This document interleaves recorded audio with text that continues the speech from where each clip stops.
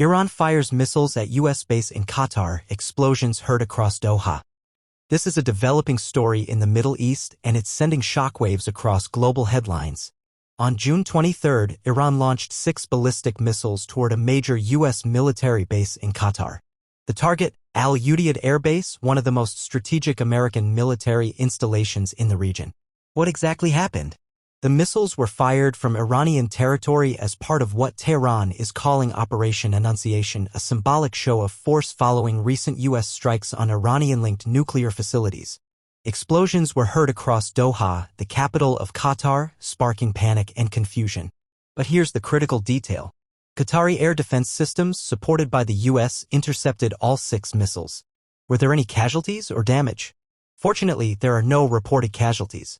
No confirmed damage to the base, and no impact on civilian areas.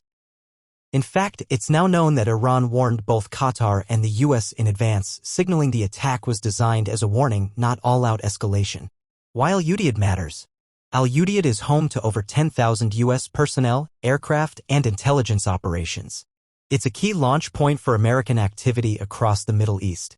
Targeting this base sends a loud message. Iran is willing to push back, but also calculated enough to avoid sparking full-scale war. Shortly after the attack, airspace in Qatar, Bahrain, and parts of Kuwait was temporarily closed. Neighboring Gulf states, including Saudi Arabia and the UAE, have condemned the missile launches, calling for de-escalation and dialogue. What the U.S. is saying? The Pentagon confirmed the attack but emphasized that no additional U.S. assets were damaged and that their defensive systems performed as expected.